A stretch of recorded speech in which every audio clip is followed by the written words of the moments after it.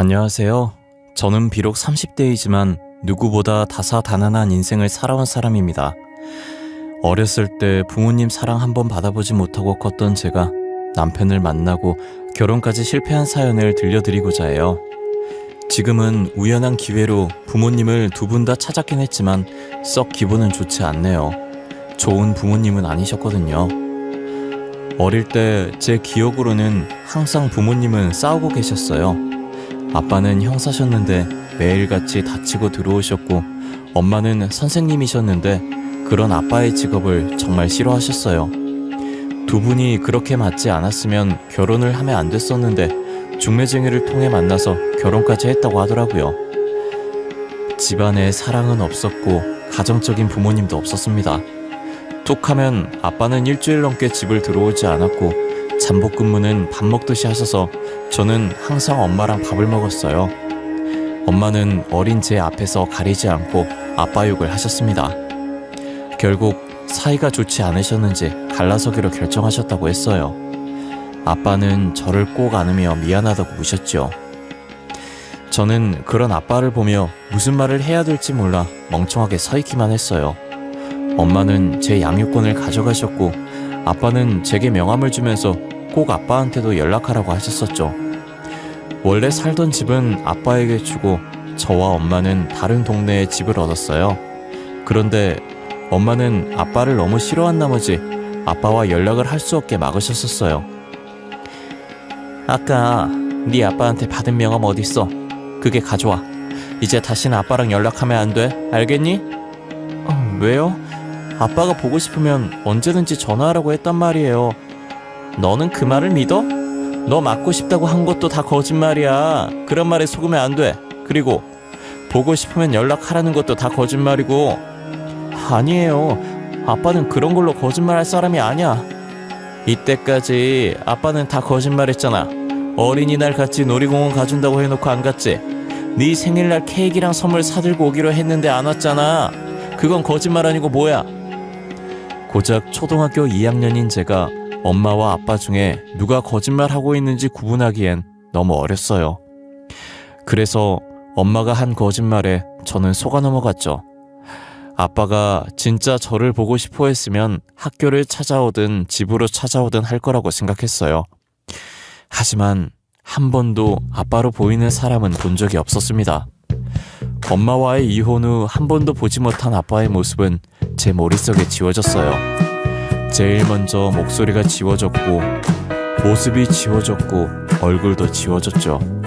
그래도 아빠에 대해서 지워지지 않는 것은 이름이었습니다. 엄마한테 빼앗긴 아빠의 명함에서 이름을 잊지 않기 위해서 속으로 계속 되뇌었거든요. 엄마의 직업은 초등학교 교사였지만 아이를 별로 좋아하지 않는지 저를 방치했었어요. 학교에서 자기 반 학생들에게도 그렇게 행동을 했는지, 아니면 제가 아빠를 닮아서 저한테 정을 주지 않은 건지 모르겠습니다. 아마도 후자였던 것 같아요. 저는 아빠의 이목구비와 식성까지 닮았거든요.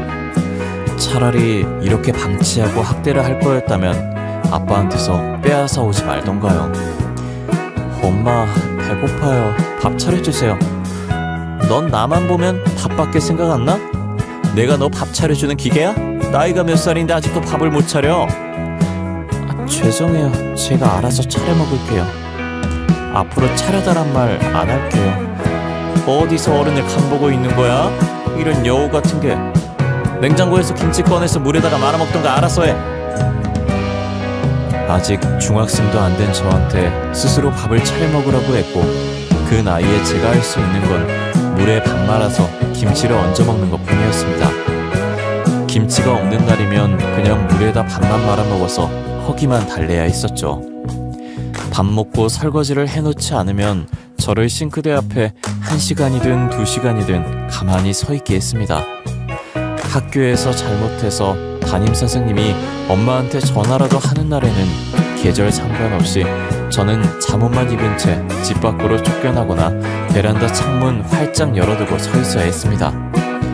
정신적으로든 육체적으로든 고통을 받았습니다. 그리고 엄마가 직장에서 회식을 하고 술을 마시고 오는 날엔 물리적인 힘을 사용하기도 했어요. 다른 사람들이 알지 못하는 은밀한 부위에 멍이 사라진 날이 없었죠. 제 상태가 항상 우울하고 어두우니까 친구가 생길 일은 만무하고 오히려 왕따를 당했어요. 심하게 괴롭힘 당하고 불량한 애들한테 심부름까지 당하지 않았지만 제가 지나가면 닦기라도 하면 전염병이라도 없는 것처럼 피했고 저와 눈조차 마주치지 않으려고 했었죠. 아이들과 마찬가지로 저도 그냥 혼자 있는 게 편했던 것 같아요. 혼자 있는 시간이 기니까 할 수 있는 거라곤 공부밖에 없었습니다. 그냥 혼자서 묵묵히 앞자리에 앉아서 선생님 말에 집중하고 교과서도 꼼꼼히 읽어보고 모르겠으면 교무실 가서 선생님한테 질문을 했죠. 그러면 선생님들은 제가 기특했는지 조금 오래된 문제지라도 주면서 참고하라고 지금처럼 모르는 거 있으면 물어보러 오라고 하셨어요. 덕분에 저는 중학교 성적은 상위권이고 제가 가고 싶은 기숙사 고등학교로 입학할 수 있었어요. 너 이제 기숙사 학교 들어가면 오더라도 며칠 전에 연락하고 내가 오라고 하면 와. 그 전엔 올 생각도 하지 마. 엄마 왜요? 무슨 일이라도 있는 거요? 뭘 물어? 그냥 오지 말라면 오지 마. 내가 일일이 그런 것까지 너한테 보고하면서 살아야 하니? 그런 건 아니지만 주말이나 명절엔 학교에서 밥도 안 나올 거라서. 내가 기숙사비랑 용돈 다 같이 보내주잖아.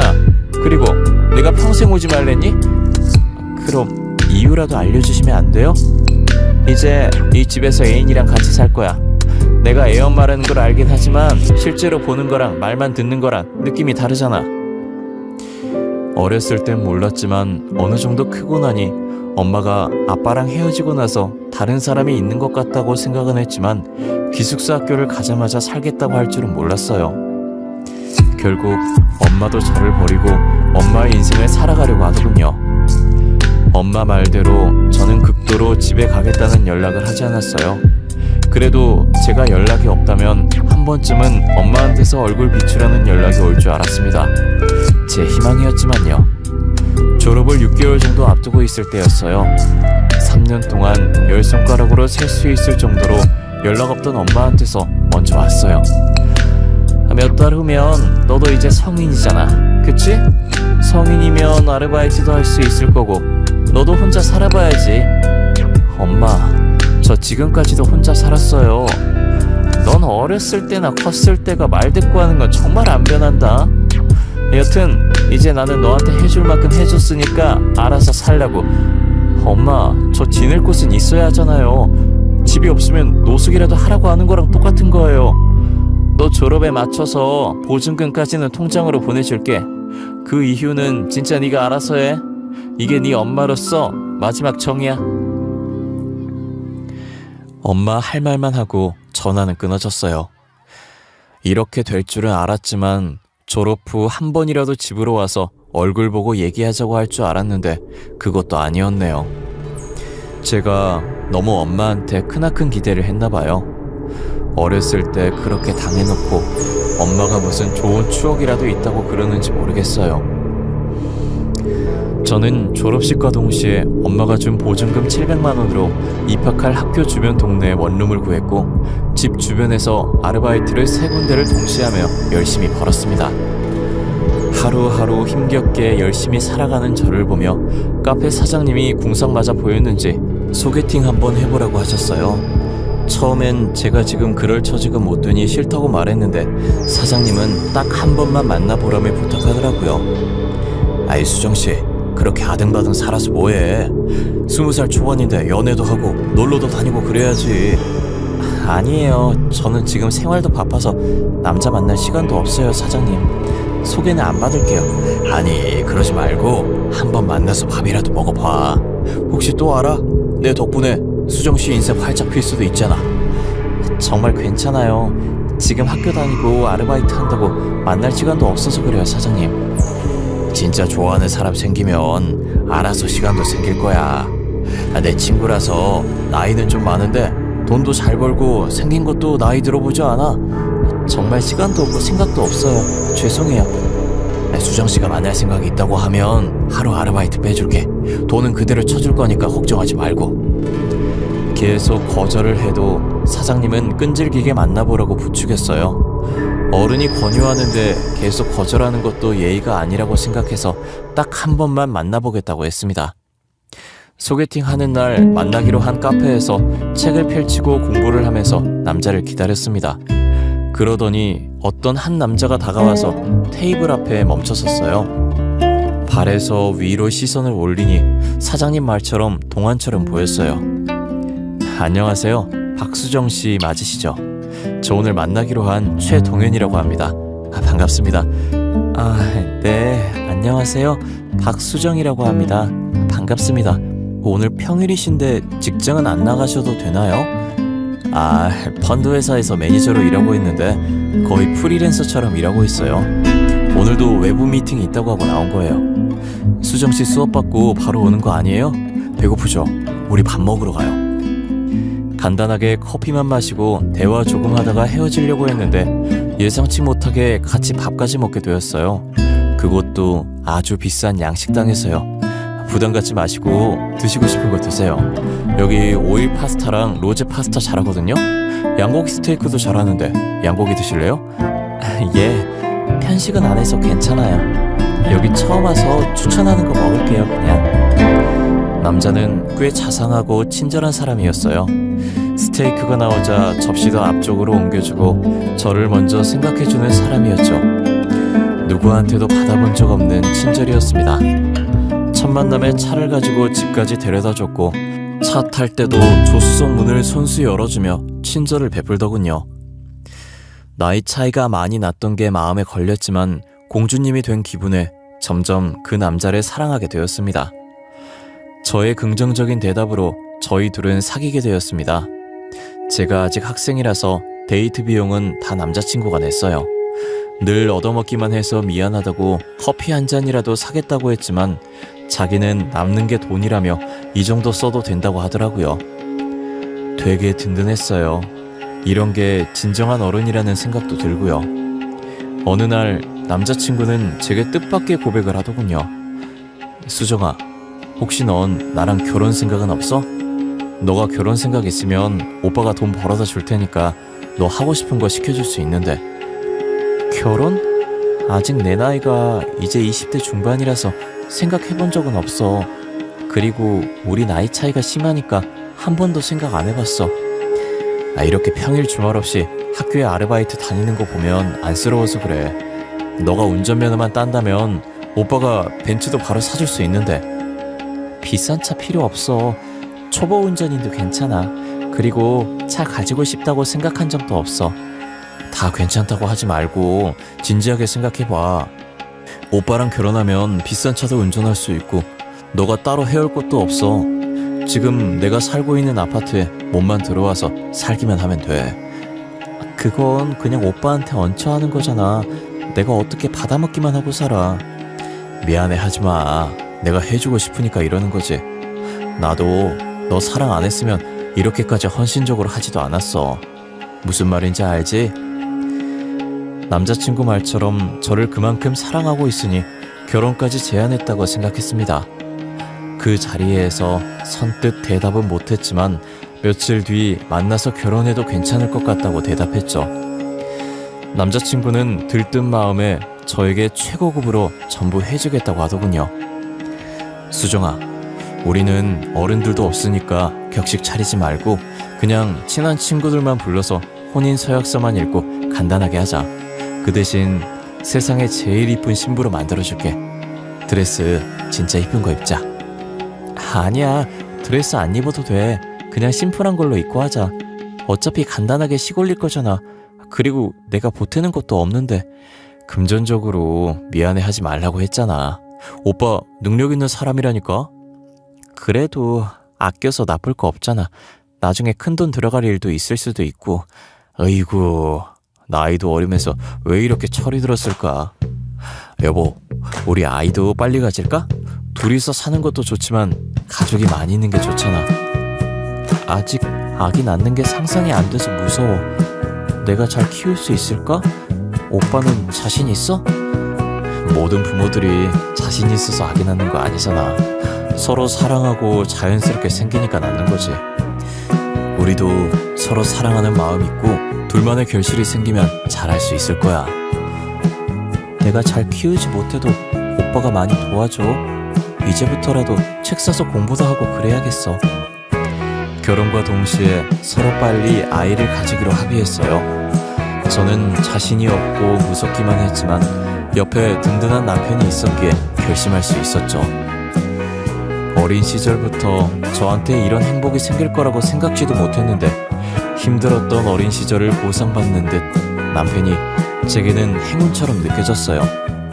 하지만 행복은 잠시 스쳐 지나가려는 바람이었는지 금방 화목한 가정이 깨져버렸어요. 결혼한 지 5개월이 지났고 그 기간 동안 수없이 임신 시도를 했었는데 다 실패했습니다. 노력만 하면 가질 수 있을 거라 생각했는데 착각이었나 봐요. 남편도 처음엔 조급해하지 말자고 했지만 시간이 지날수록 지쳐가는 것만 같았어요. 어느 날은 남편이 집 앞으로 잠시만 나오라고 하더라고요. 나갔더니 저를 데리고 산부인과로 가더군요. 어리둥절했지만 남편을 따라 들어갔습니다. 여기 문진표 작성하시고 잠시만 기다리시면 돼요. 혹시 지금 월경 시작하신 지 며칠 되셨죠? 빈 곳에 체크 전부 다 하시고 조금만 앉아서 기다려주세요. 오빠, 산부인과까지 왜 온 거야? 나 건강검진 해주려고? 남편은 제 말에 대답하지 않고 상담실장님이 안내하는 방으로 들어가라고 했습니다. 저 혼자 들어가니 의사가 불임이 의심돼서 오셨냐며 저한테 묻더군요. 환자분 직접 예약하신 난임검사를 지적할게요. 지금 환자분 월경 3일차라 호르몬 검사하셔야 되거든요. 오른쪽 체열실 가서 피 뽑으시고 가면 됩니다. 다음날 며칠에 내원하시겠어요? 일주일 뒤에 예약을 하고 다시 찾아간 병원에서 초음파를 찍겠다고 하더군요. 결국 한 달에 걸쳐 병원을 들락날락거리면서 검사를 끝냈는데 제가 불임이 맞다고 하더군요. 간혹 환자분처럼 젊은 나이에도 불임은 환자들이 있거든요. 이런 결과를 알려드려서 죄송합니다. 나팔관에 선천적 이상이 발견되어서요. 시험관을 준비하셔야 될 것 같습니다. 결과를 듣고 저는 당황스럽고 놀랄 수밖에 없었습니다. 아직 30대도 되지 않았는데 불임이라뇨. 결과가 잘못된 거라고 생각하고 싶었어요. 하지만 5개월간 노력했는데 성공하지 못했으니 불임일 수도 있지 않을까 했는데 남편이 아니라 제가 불임이라니 믿고 싶지 않았어요. 남편은 의사의 말에 큰 충격을 먹었는지 집 가는 내내 제게 말 한마디 걸지 않았어요. 그리고 집안에 저를 내려주고 아무 말도 하지 않고 가버렸습니다. 그날 저녁 남편은 집에 들어오지 않았고 다음날 저녁이 돼서야 들어오더군요. 오빠 전화 온 거 못 봤어? 일 있어서 못 들어오는 거면 메시지라도 보내주시 그랬어. 걱정했잖아. 남자가 사회생활 하다 보면 조금 늦을 수도 있고 못 들어올 수도 있는 거잖아. 일일이 보고라도 하라는 거야 지금? 그런 게 아니라 연락이 없으니까 걱정돼서 그런 거잖아. 부부로서 걱정할 수도 있는 거고.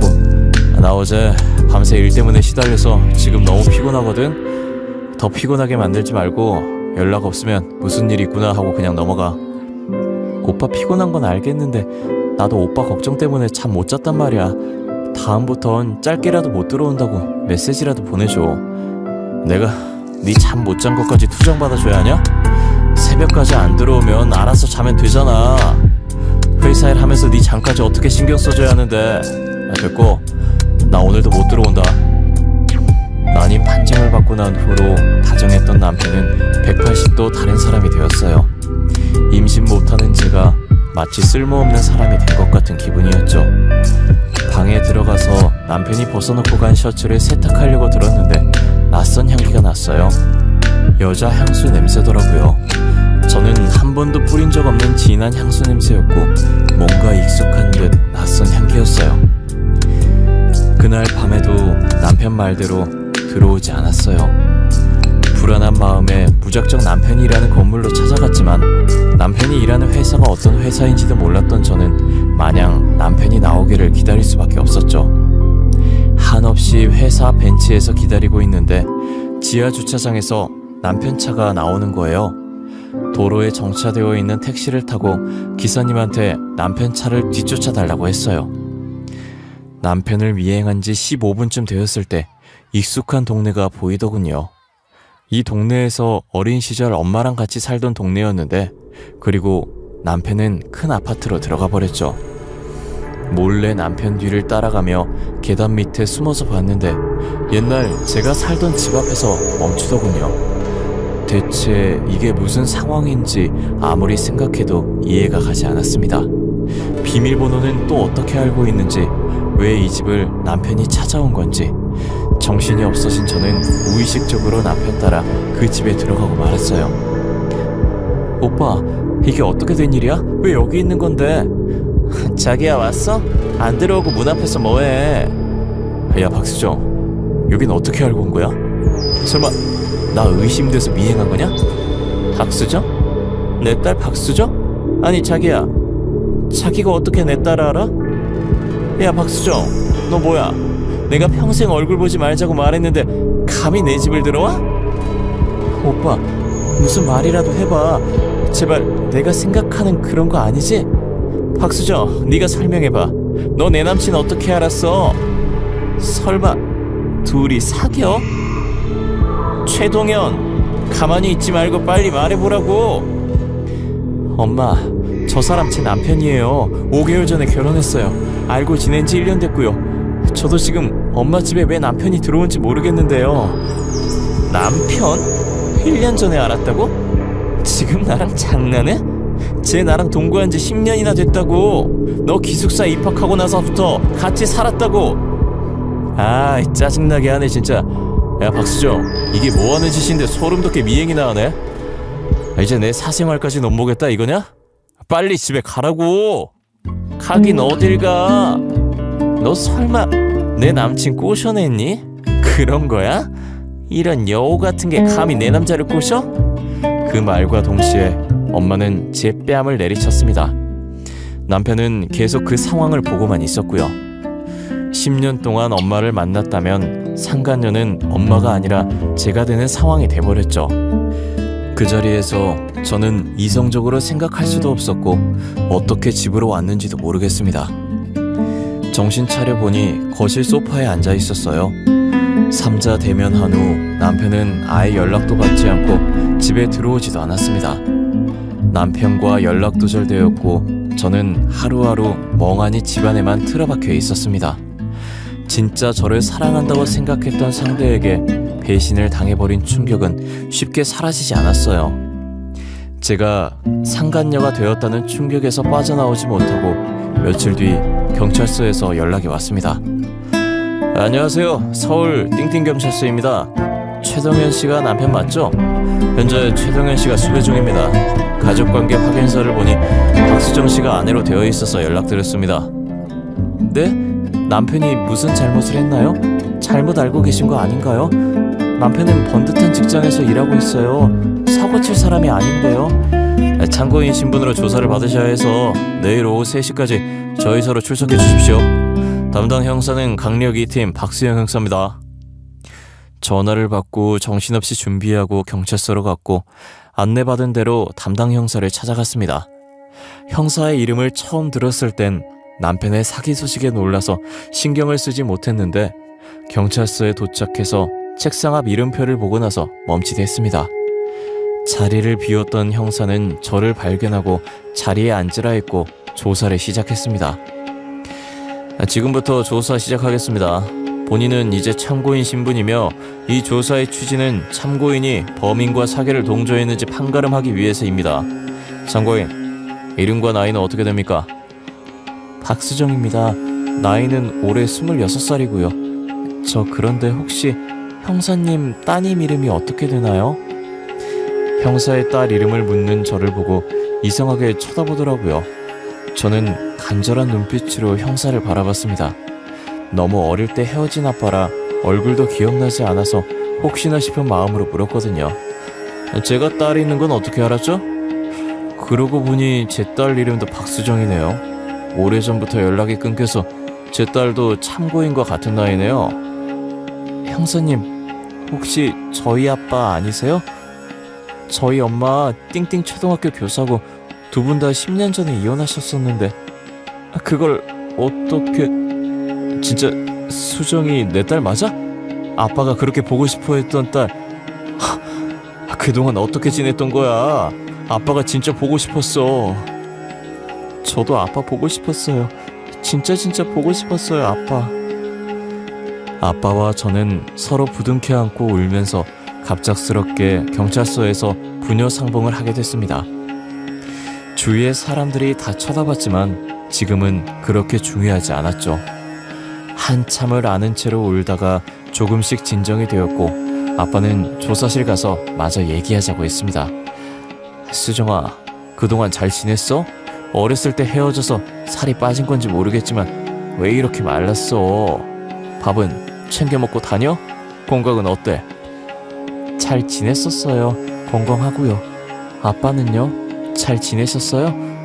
죄송해요. 저는 어렸을 때라 아빠가 기억이 안 나요. 아, 수정아, 어쩌다가 저런 놈한테 시집을 간 거야. 저놈은 사기 전과 10범인데 하도 도망을 잘 가서 수배까지 떨어졌어. 이때까지 저놈이랑 한 집에서 살았던 거야?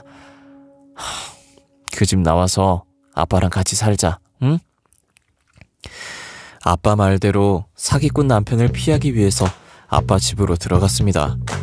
같이 살지 않은 횟수가 10년이 되어서 서먹했습니다. 하지만 서로에게 적응하려고 정말 많이 노력했습니다. 그런데 아빠가 뜻밖의 말을 해주더군요. 그동안 왜 아빠 연락을 안 받은 거야? 아빠가 그렇게 미웠어? 네? 엄마 말로는 아빠가 절 싫어해서 엄마한테 버린 거라고 했어요. 그래서 아빠가 준 명함도 엄마가 버렸어요. 보고 싶으면 연락하라는 것도 거짓말이라고. 그런 걸 거짓말하는 부모가 어딨어? 엄마랑 이혼하고 나서 너한테 연락이라도 올까봐 명함에 있는 번호 그대로 쓰고 있었어. 아빠는 늘 거짓말만 하는 사람이라고 했었어요. 오히려 아빠가 절 버렸다고 해서. 어렸을 때 너한테 지킬 수 없는 약속한 건 맞지만 거짓말은 아니었어. 난 언제든 널 데리고 오려고 너희 엄마한테 연락했는데 너희 엄마는 한 번도 연락을 주지 않더구나. 엄마한테 연락하셨었어요? 저는 몰랐어요. 아빠와 같이 살게 되면서 제일 먼저 한 건 서로에 대한 오해를 푸는 일이었어요. 엄마는 10년이 넘도록 중간에서 거짓말을 해오셨어요. 아빠가 날 버렸다는 식으로 말이에요. 하지만 아빠는 제 연락을 기다리며 번호도 10년째 바꾸지 않으셨더라고요. 그렇게 아빠와 같이 산 지 지금은 2년이 다 되어가네요. 여러분께 제 사연을 제보해야겠다고 마음먹은 이유도 최근 있었던 일 때문인데요. 처음 보는 번호로 연락이 와서 받았는데 엄마였어요. 그때 전 남편 옆에서 뺨을 맞은 이유로 엄마와 첫 통화했어요. 그런데 엄마가 전화를 건 이유를 듣고 평생 죽을 때까지 엄마를 저주하고 싶었습니다. 수정이니? 엄마야, 지금 어디서 어떻게 지내고 있어? 지금 엄마가 자궁암 판정을 받아서 아파. 근데 간호할 사람이 없어서 연락했어. 네? 그런데요? 그게 저랑 무슨 상관인가요? 저한테 간호를 바라고 연락한 건가요, 설마? 당연히 네가 내 딸인데 딸로서 엄마가 아프면 간호해야지. 내가 이때까지 널 얼마나 아꼈는데. 자식된 도리로 엄마 병원비 정도는 보태줄 수 있잖아?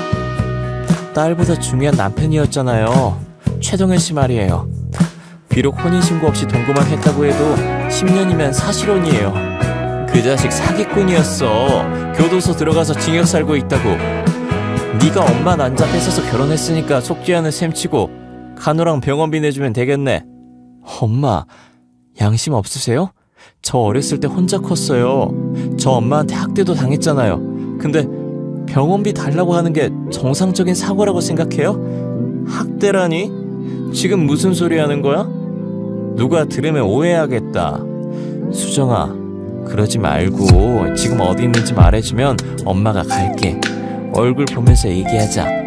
아니요, 엄마는 남자한테 미쳐서 어린 딸도 나 몰라라 했잖아요. 당신은 부모 자격 없어요. 저한테 자식돌이 바라지 마시라고요.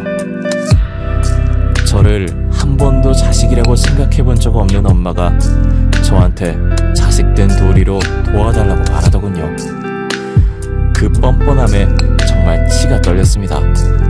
어떻게 저한테 간호를 부탁한다는 말에 저리도 쉽게 내뱉는지. 제가 힘들 때 한 번도 도와주지 않았으면서 자기가 힘들어지니 연락할 사람이 저밖에 없었나 봅니다.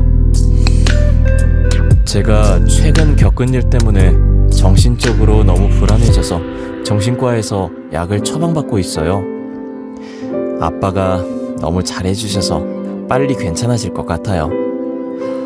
엄마와 마지막 전화통화가 트라우마처럼 계속 맴도는데 언젠간 제 머릿속에서 사라지겠죠? 제 우울한 이야기 들어주셔서 감사합니다. 일교차가 큰 환절기인데 감기 안 걸리게 조심하시고 제 사연 들으신 여러분들 다 좋은 일만 가득했으면 좋겠습니다. 감사합니다. 좋은 하루 보내세요.